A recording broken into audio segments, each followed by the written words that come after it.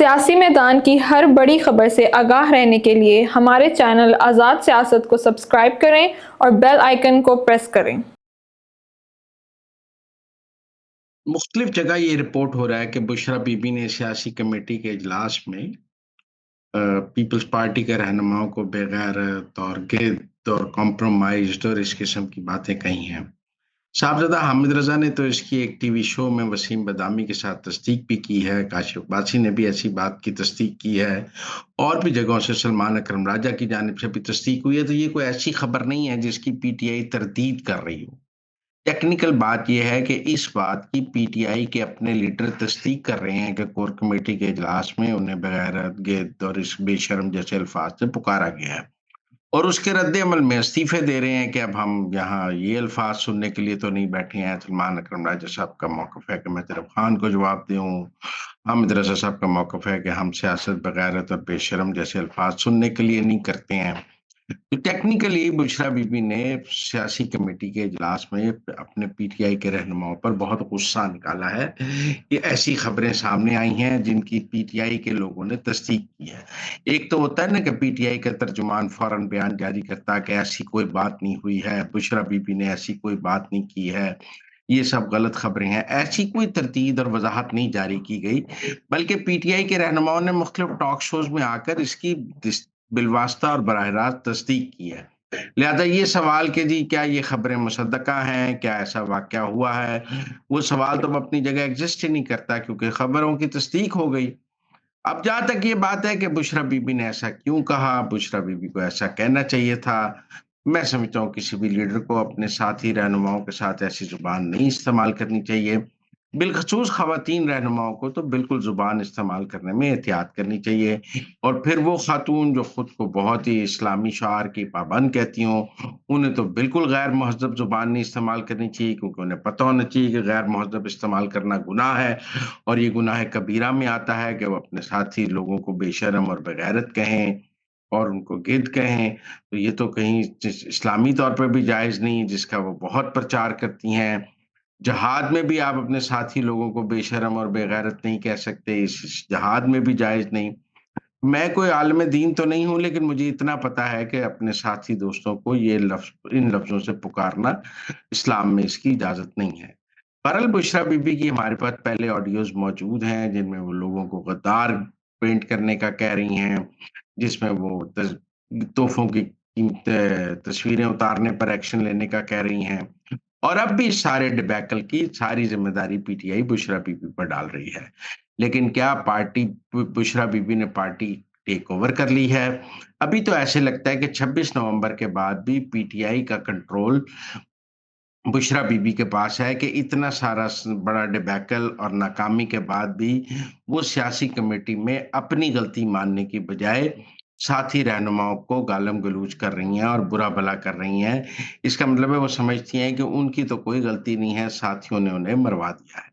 یہ صورتحال ہے۔ اب ساتھیوں نے مروایا ہے یا انہوں نے ساتھیوں کو مروایا ہے، یہ تو پی ٹی آئی نے خود طے کرنا ہے، لیکن ایک عمومی رائے یہی بن رہی ہے کہ انہوں نے بشرا بی بی نے پوری پی ٹی آئی اور اپنے ساتھیوں کو مروا دیا۔ نجم سیٹھی صاحب نے کہا ہے کہ اب عمران خان کو سمجھ آ گئی ہے کہ تحریک انصاف احتجاج سے انہیں باہر نہیں نکال سکتی، لہذا آئندہ 3 ماہ وہ مفاہمت کریں گے اور پھر 3 ماہ میں باہر آ جائیں گے۔ دیکھیں، اگر یہ بات مجھے اور آپ کو سمجھ ہے کہ عمران خان نے تمام آپشنز ایگزاسٹ کر کے مفاہمت والی آپشن کی طرف جانا ہے، تو یہ بات پھر اسٹیبلشمنٹ کو بھی تو پتہ ہے نا کہ انہوں نے پورا زور لگا لیا ہے عاصم منیر کے خلاف، اسٹیبلشمنٹ کے خلاف، اور شکست کھا کے آ رہے ہیں۔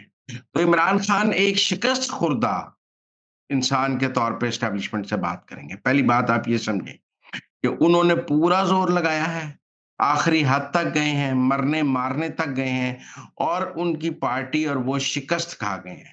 لہذا اگر میں نجم سیٹھی صاحب کی یہ بات مان بھی لوں کہ اگلے 3 ماہ عمران خان اب مفاہمت کی سیاست کریں گے، کیونکہ مزاحمت سے ان کا دل بھر گیا ہے، انہوں نے دیکھ لیا ہے کہ مزاحمت سے کچھ حاصل نہیں ہوگا، تو بھی میں یہ سمجھتا ہوں کہ وہ مفاہمت جو ہے ایک شکست خوردہ پارٹی سربراہ کے طور پہ کریں گے۔ ان کے ہاتھ میں کوئی سیاسی پتے نہیں ہے، وہ اب اسٹیبلشمنٹ کو یہ نہیں کہہ سکتے کہ آپ میری بات نہیں کریں گے تو میں احتجاج کروں گا، آپ میری بات نہیں مانیں گے تو میں تو میں جو ہے وہ آپ سے ناراض ہو جاؤں گا، میں جلوس نکالوں گا، وہ سب کچھ کر چکے ہیں۔ لہٰذا ان کے پاس اسٹیبلشمنٹ کے ساتھ مفاہمت کرنے کے لیے کوئی کارڈ ہی نہیں ہے، شکست کھا چکے ہیں، سرنڈر کر چکے ہیں۔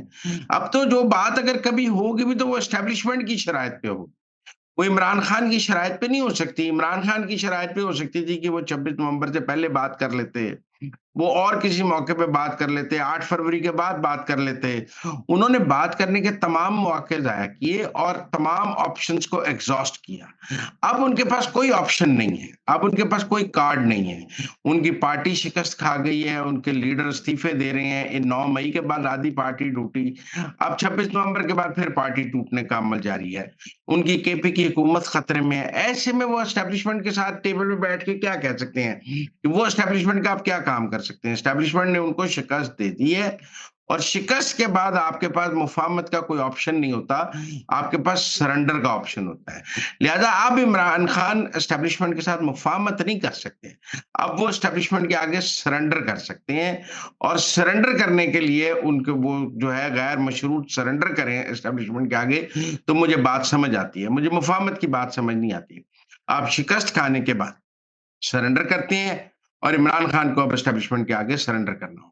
مطیع اللہ جان پر جو کیس ہے، میں اس کیس کو درست نہیں سمجھتا، میرے خیال میں یہ درست کیس نہیں ہے، اور یہ اسٹیبلشمنٹ نے اپنے پاؤں پر یا حکومت نے اپنے پاؤں پر کلہاڑا مارا ہے۔ ویسے ان پر فیک نیوز کا کیس بنایا جاتا، اس کا جو بھی الزام ہوتا، لیکن کیس تو فیک نیوز کا بنایا جانا چاہیے تھا۔ اگر اسٹیبلشمنٹ کا یہ خیال ہے کہ انہوں نے کوئی غلط خبر دی ہے اور وہ خبر جو ہے غلط ہے، تو فیک نیوز کا کیس بنانا چاہیے تھا، ڈیفیمیشن کا کیس بنانا چاہیے تھا، فیک نیوز کا کیس بنانا چاہیے تھا۔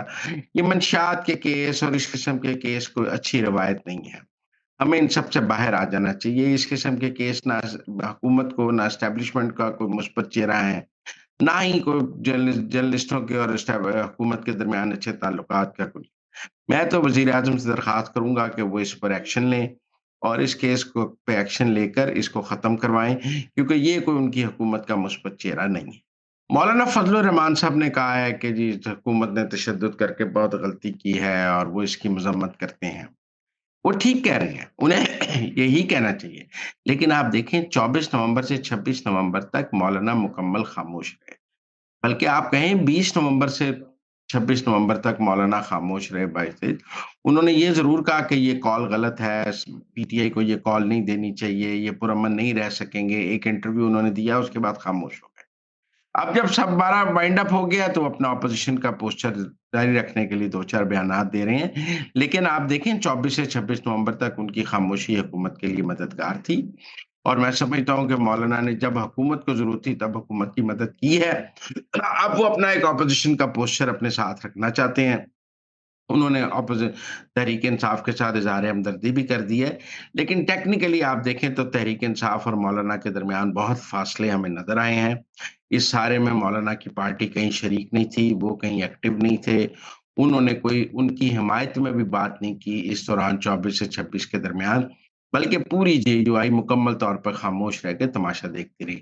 تو لہٰذا اب جب وہ اظہار ہمدردی کر رہے ہیں تو میرا نہیں خیال حکومت کو اس سے کوئی پرابلم ہے، انہیں پتہ ہے کہ اتنی تو مولانا کی سیاسی ضرورت ہے کہ وہ اظہار ہمدردی کریں۔